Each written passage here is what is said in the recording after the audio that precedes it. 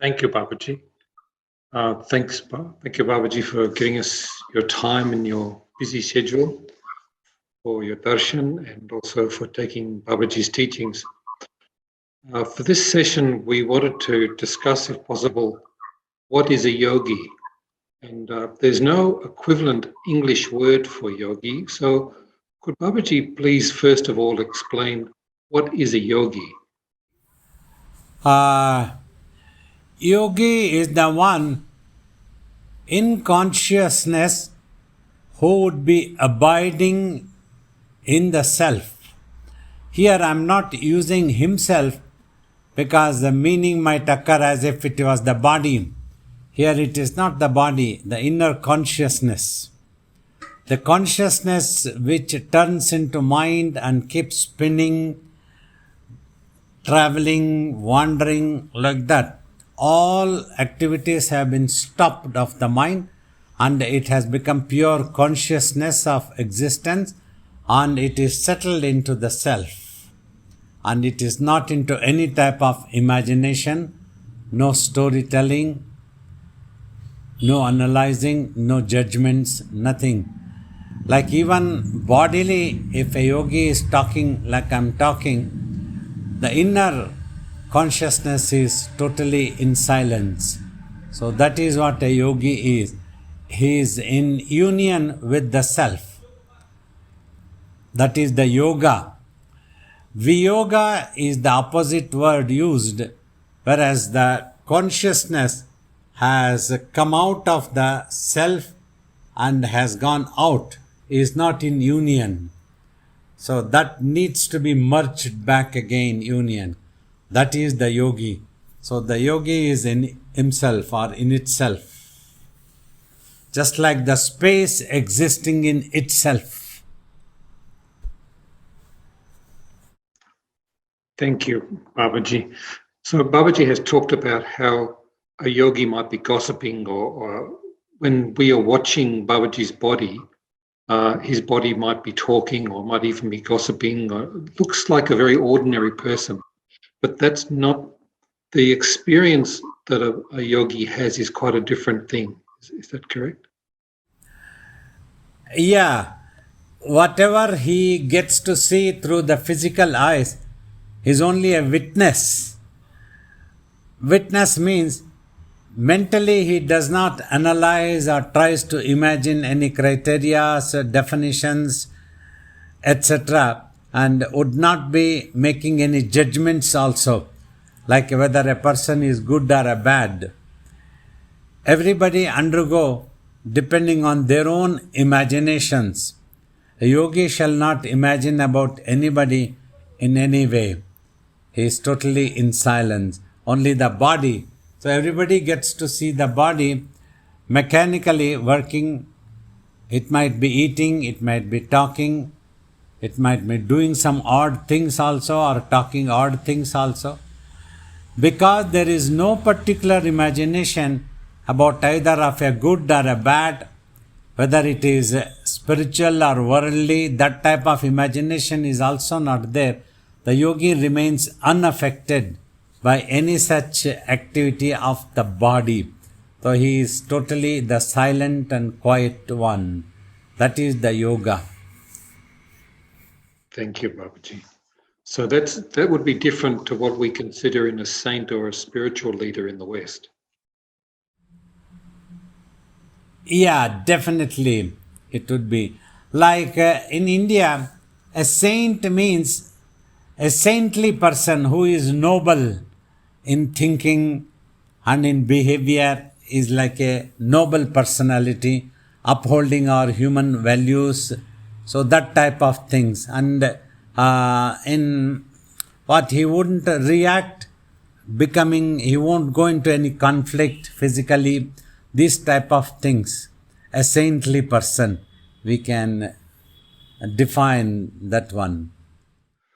So Babaji, would that mean that a yogi might appear from the outside that they're not behaving well or they're not good or saintly and calm, and yet they would still be in yoga? Yeah. sometimes he might showing an annoyance, or he might appear as if he's going into a conflict. But such things, at least in my opinion, it would always be for a larger cause.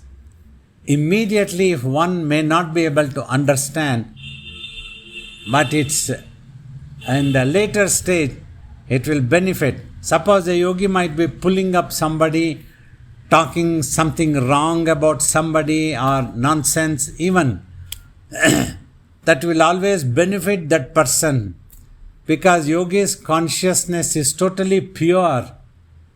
It is not holding any grudge or any imagination or judgment about any person. So that person will not be harmed. A yogi cannot harm anybody, even knowingly or unknowingly.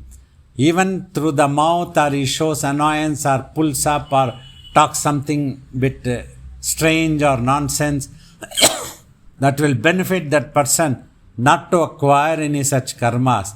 That gets cleared. It can get then and there itself, it can get cleared. Thank you. Thank you, Babaji. Babaji described how sometimes if there was a disturbance in the ashram when Swamiji was still in his body, Swamiji would go on and on and on talking about the event repeatedly for days on end, where a normal person would not do that. And that Babaji said that was because he was a yogi, that he would have this thing of repeated incessantly about an event that occurred. Is Babaji able to describe the technology of that? Why a yogi would do such a thing? One important thing, a yogi's mind, which is now a consciousness, pure consciousness, anything imagined is like writing on a white paper, and that written thing instantly gets erased, dissolves on its own. In the same way, nothing stays in the mind of a yogi, in the consciousness of a yogi. So it would be very difficult for a yogi to react or do. Others may take it granted if they get to see him, that to the world he might be totally non-reacting to this world in any way. But sometimes, if it is for a larger cause, like Sri Krishna also dealt with Arjuna, exhorting him to take up weapons and fight the war.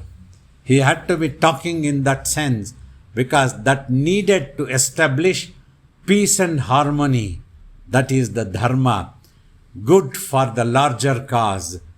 He was dealing with the wicked people. So Krishna exhorted, being a yogi, he said, apart from you become a yogi, also he told Arjuna, but also he told, because this war has been imposed on you, you have to fight this war. You have to win. Though you don't know what the result is, you do your duty.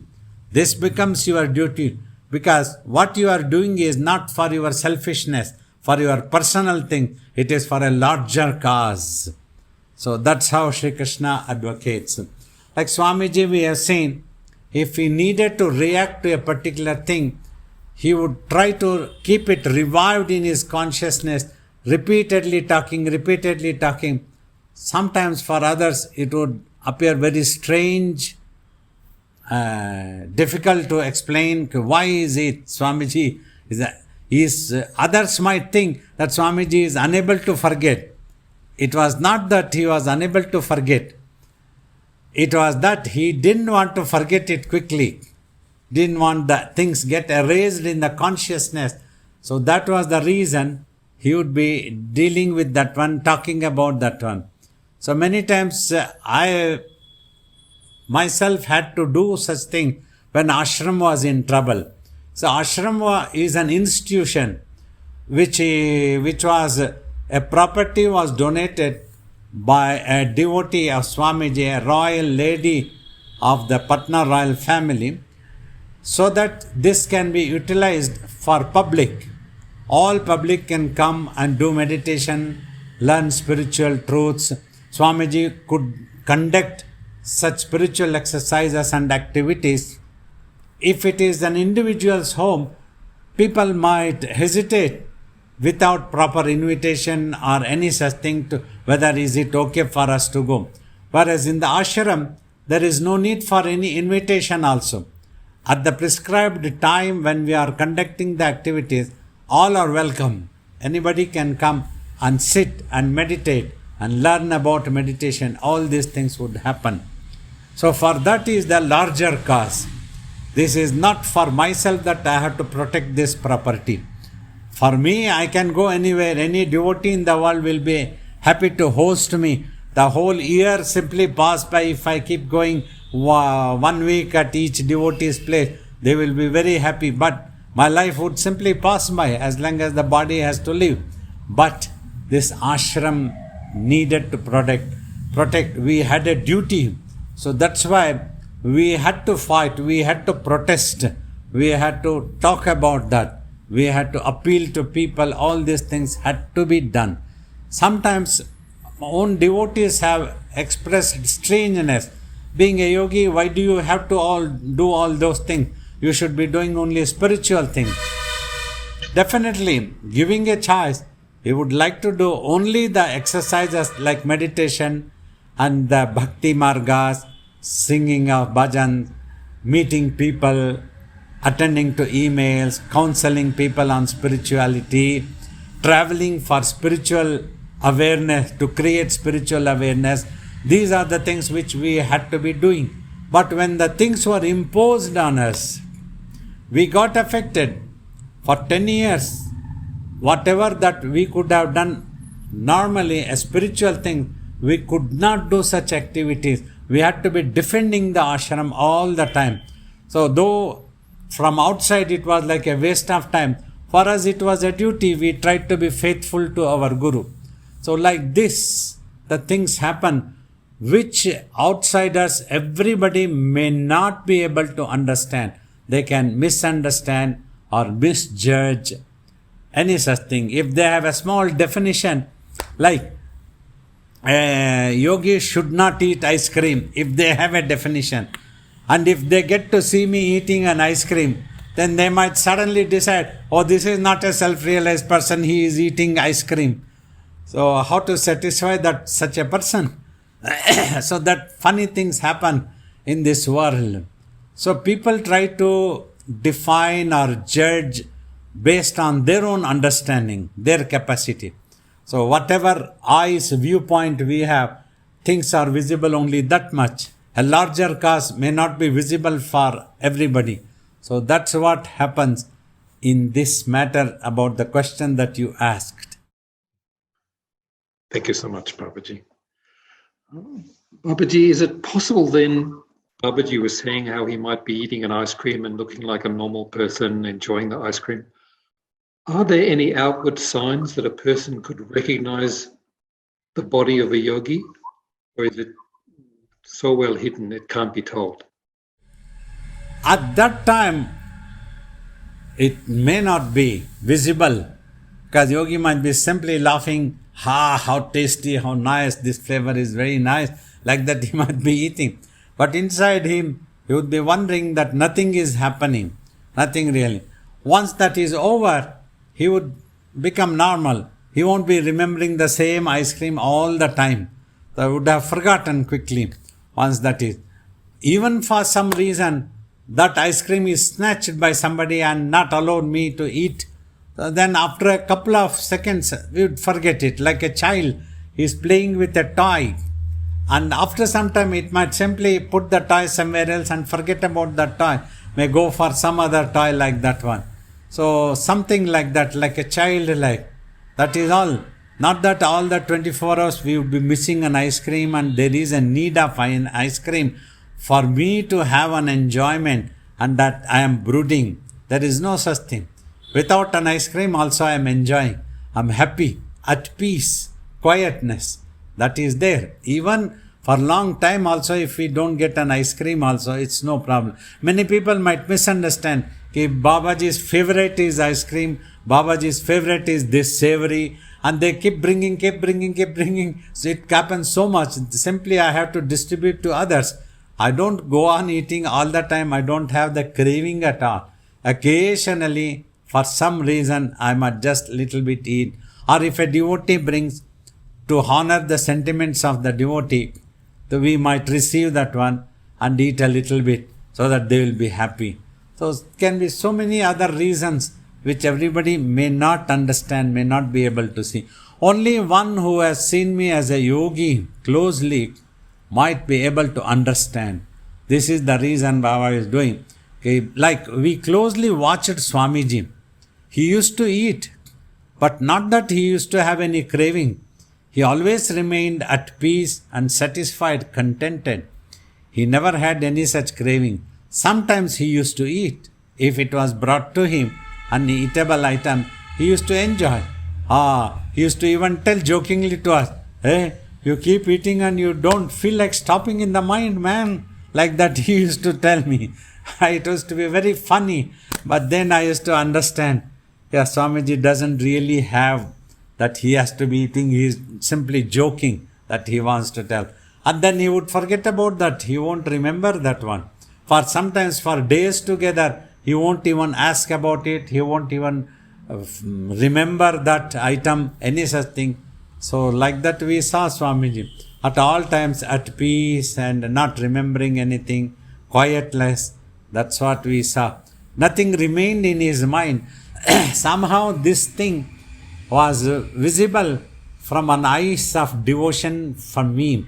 We saw that one. Like even if he had pulled me up, scolded me for 45 minutes, like I would be standing in his room, he would be scolding. In that 45 minutes, the language used you cannot imagine. He would have used any such, throw me out, you just get out and you don't show me your face at all.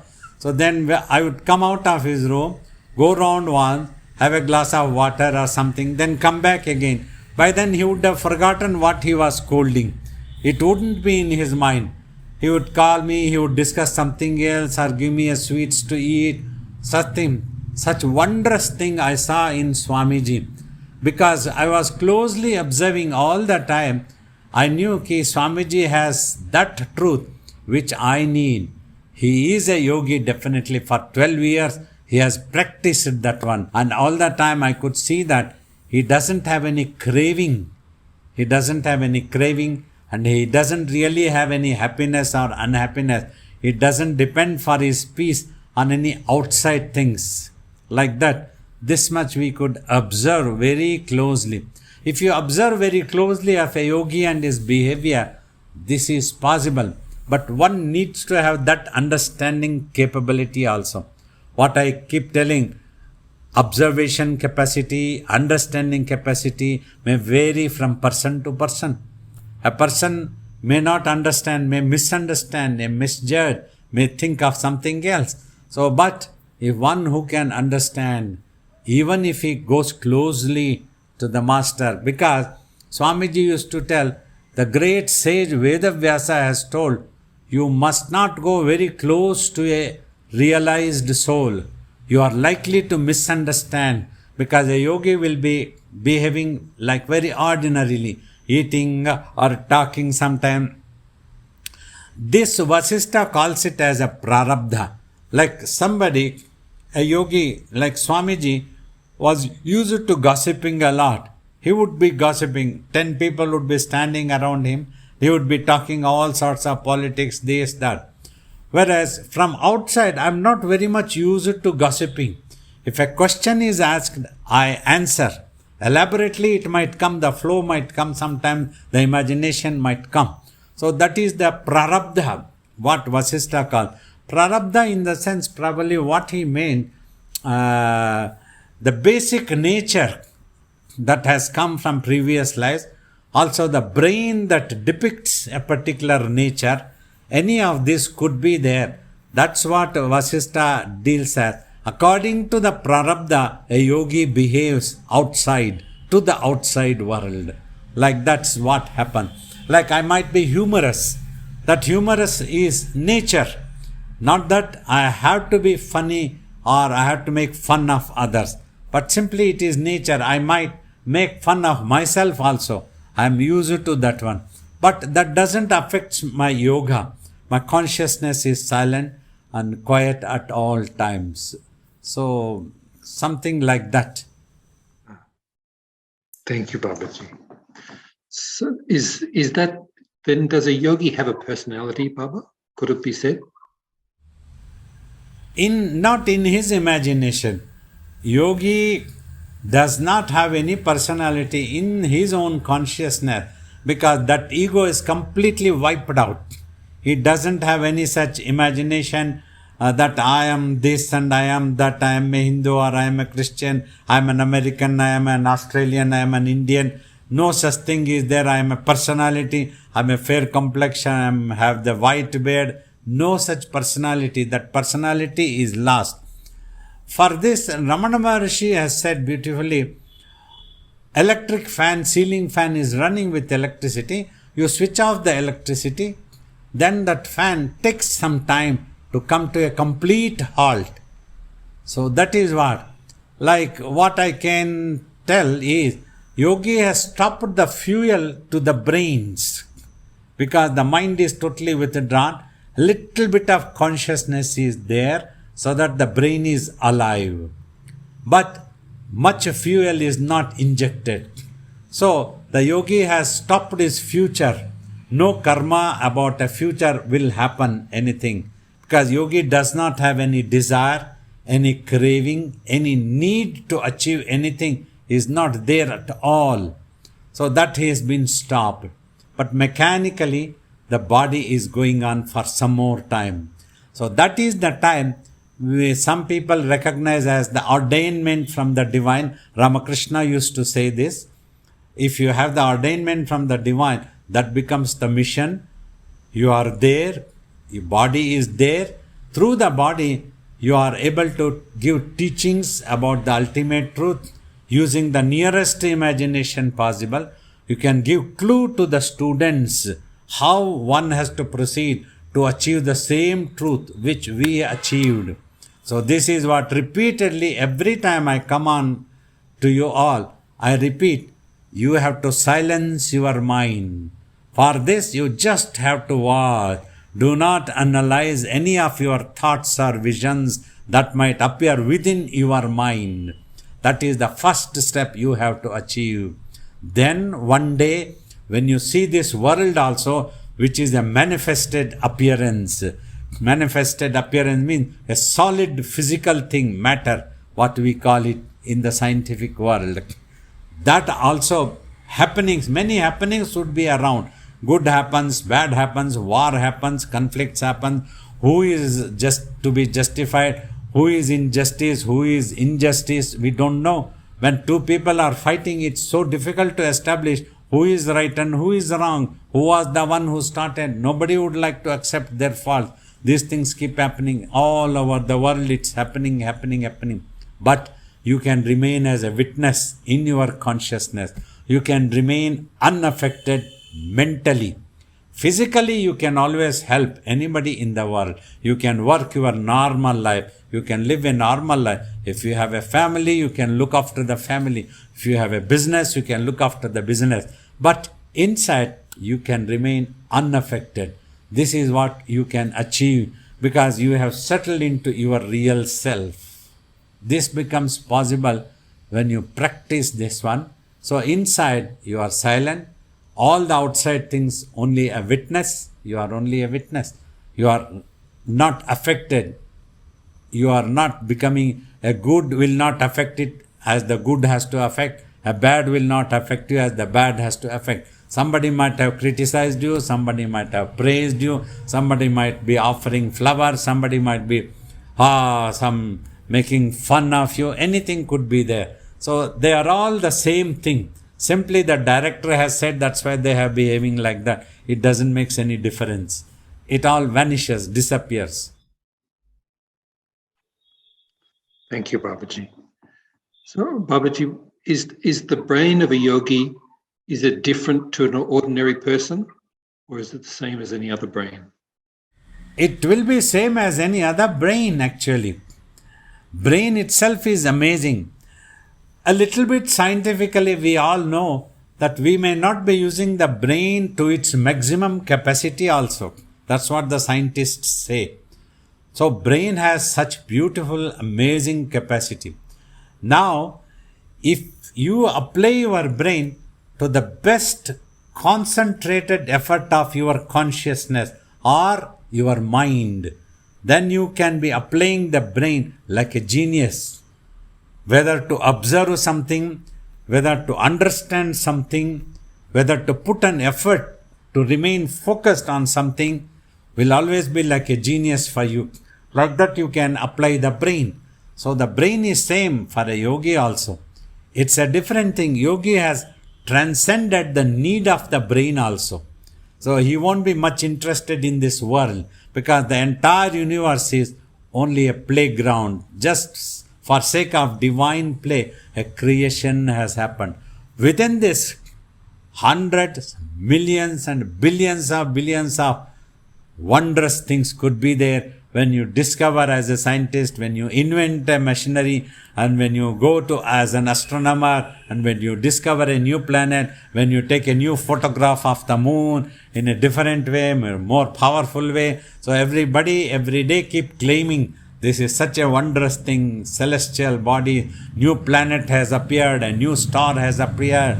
Like this, so many things we get to read about it. For a while, for a scientist, for an astronomer, for a common man, it could be very interesting that it exists in the nature, but not for a yogi.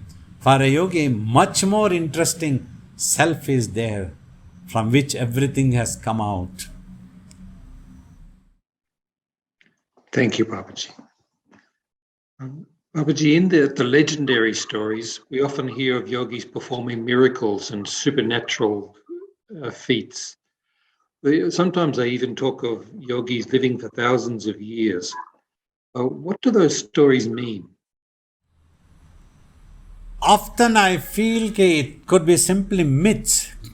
Always there is a truth. Around the truth, lot of myths builds up. People or devotees or admirers exaggerating every time they write a book and re-edit the book, and they might add what you call some more masala to make it more interesting. The truth itself may not be that interesting. Like Shivarudra Balayogi sat for tapas and he achieved self-realization. May not be that interesting. If you write, a certain person was dead and he brought him to life, and you write it as a big chapter, it's your imagination, what all you can write. So that can create an excitement and a big interest. Almost in every saint's life, these things come. Bringing alive a dead person, or bringing this thing happening, traveling in the air, or going to another body, this type of, all these are myths. Self-realization is much more greatest wondrous of wonder things. These are all small things. If at all one can do it, what is the use of it? Suppose if I can enter some another body, what am I going to achieve? Can I give peace to the humanity? Can all conflicts be brought down? That has not happened. We can teach meditation. We can give clues about self-realization you achieve. If everybody can meditate, then peace can be achieved for humanity. But everybody has to meditate, understand. 10 people are in the ashram, 50 people are in the ashram. They all have to meditate. They all have to be peace and harmonious.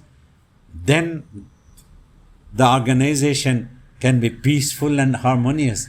In the same way, a country, a world, this world can be harmonious if everybody understands each other, allows each other to live happily and peaceful. That's what the elusive thing in this world.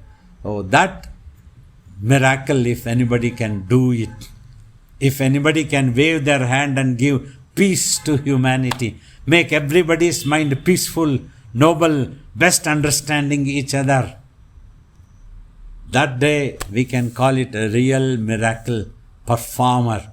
Till then, nothing. It's a miracle. Nobody, no real yogi really claims or boasts of any such thing.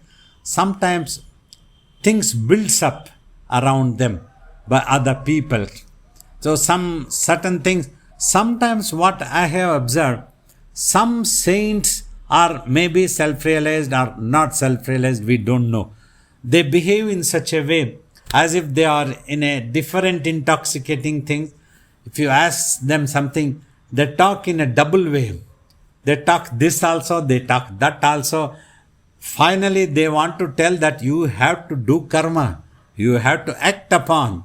This may happen. So you be ready to face. So then people may not understand easily. When they discuss among themselves, oh, this man is reached very great height. He is talking in a very strange way. Don't try to understand. You cannot understand what he is talking. The Mahatma himself doesn't understand what he is talking. If the person is really self-realized, has experienced that truth that can be presented in a proper way, that can be told clearly, it is possible. Simply, you need to have a grip over the language. Any language, even your mother tongue also, if you talk, that must be the possibility. Then it is possible to tell.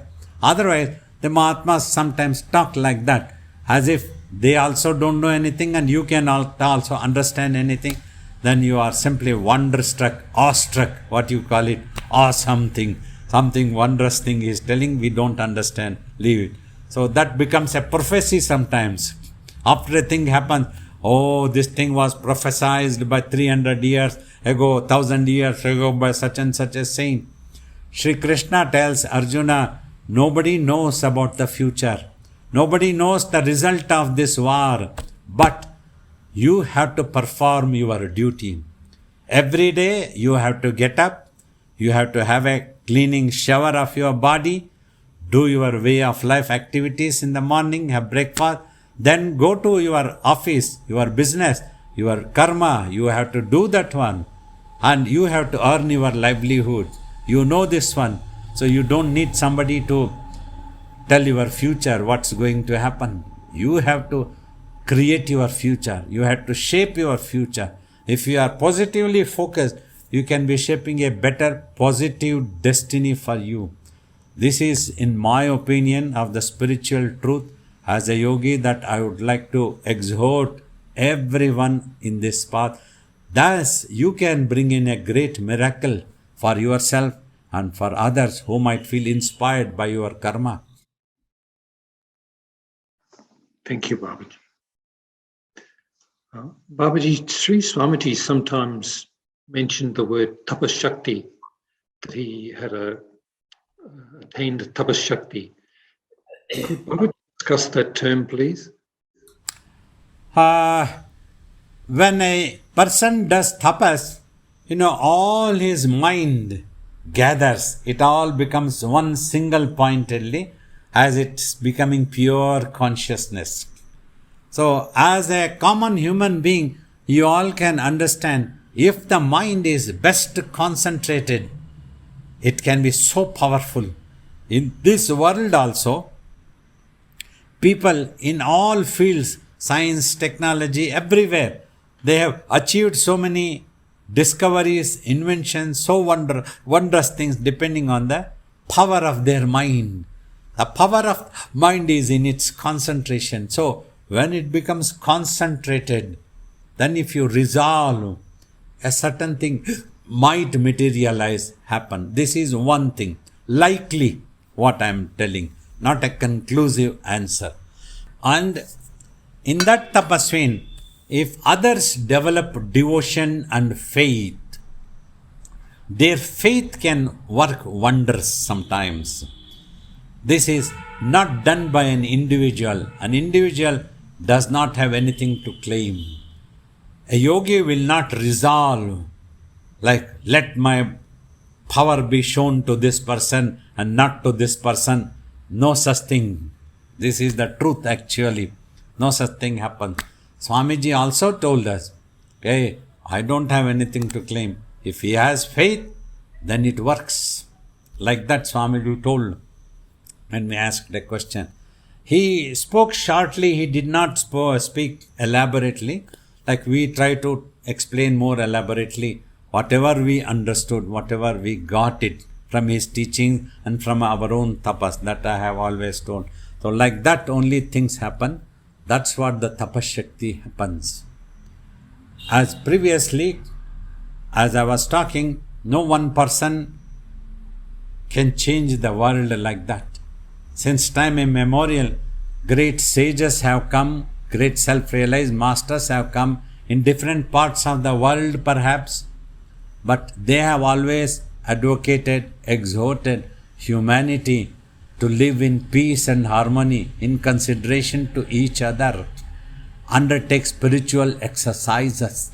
This is the truth actually. All real gurus have exhorted, you have to meditate. You have to be on the devotional path. Remain focused. So all these things are necessary. Do sadhana. These are the things which can give you such powers. But thus powers is like a rocket thirst power to get out of the earth's atmosphere. Like they tell ki in a certain angle it has to go out of the earth's atmosphere.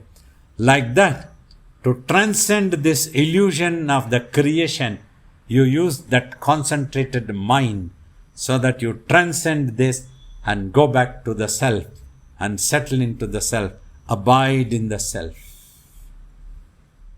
Thank you, Babaji.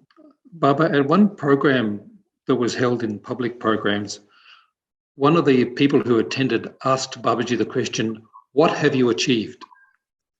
And Babaji replied, "I have disappeared." Could Babaji please talk about that answer?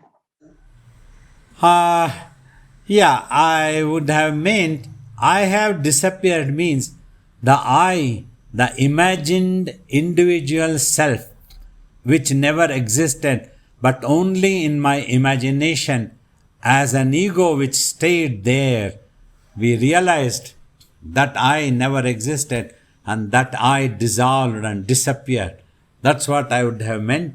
That I as a personality of this body, I as a Srinivasa Dikshit or as a Shivarudra Balayogi, as an Indian, as a Hindu, as a person, as old man, as an young man, anything that would have had been there has disappeared. That I. So that was the one achievement, or I could tell that that's one favor that happened to me by doing tapas, that I have disappeared. I have disappeared. The self is there. Quietly the consciousness which was imagining about all these I-ness dissolved and it settled into the self. The I is abiding in itself. Thank you, Baba. And finally, Babaji, is it possible to explain when a yogi offers darshan or when they offer their blessings, what is it that's being offered? Through this body, when the mind is pure consciousness, vibrations are flowing in all directions. This Sri Ramakrishna Paramahamsa's language, he has told it is always flowing from a guru. You have to raise the sail of faith and become receptive to receive that blessings and grace. That's what. And the Swamiji also used to tell that like a Ganga, the Tapashakti used to talk. Instead of vibrations, he spoke of for the same thing that is flowing. You have to build a dam of faith. When you build the dam of faith, so that you can catch and you receive the grace and that flows to you. Otherwise it can simply flow on your head if you are unaware of that one. Like that Swamiji has told. So then he used to tell, that is why giving darshan through this body, only through this body, the people of the world can see me, recognize me.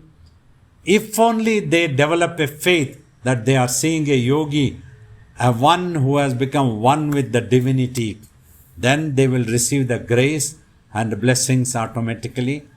My job is, my service to humanity is to give darshan to anybody, anyone, any creature coming. Even if an animal comes in front, they will be able to, their consciousness will be able to observe these peaceful vibrations. That will be benefited for them to gain a better birth and better next birth is possible. So for anybody who comes in front of us, if they have faith and devotion, they can receive the maximum benefit of the vibrations. Even otherwise also, a little bit somewhere, a little bit benefit definitely happen. Even if somebody has come and stayed with me for a short while and then has gone away, somewhere that blessings will work for that person, maybe in the next life. Anyway, that's how Swamiji also used to initiate anybody who wanted meditation without questioning or inquiring any qualities, any money, any rich or poor. Simply would initiate. Somewhere this will work for him, he used to say. Even if he doesn't practice. If you practice now, you can gain it in this life itself. Otherwise also, it will work somewhere. It's a matter of time. So it's for you to cut short the time or to linger on the time for several lives. So that is the idea of giving darshan also. Thank you, Babaji. Namaste, Babaji. Babaji, my question is, a state of sadness we say is imaginary or not real. Similarly, happiness we say imaginary or not real. Then which state are we trying to reach when we meditate or through yoga? When there is no imagination in your mind, that means it is a pure consciousness of existence. And that is supremely peaceful you will experience at that time. That is the stage you are trying to reach when you meditate. Silencing the mind means that's what it is. You lose all imaginations, overcome. In that silence of the consciousness, that is the peace. If ever you would have experienced even for a fraction of a moment of the serenity within your mind, quietness, that peace has no equivalent anywhere in this world. That's what you need to achieve. You are trying to achieve. One more thing, Babaji. You mentioned shape the future, shape our future. So by future you mean future in this life or future after this life? It's very difficult to say conclusively. It can even materialize depending on the focus of your mind, purity of your mind, and that you ability to visualize more strongly like a prayer again and again. So that can even materialize in this life also or in the next life also. Pranams Baba, nice to see you.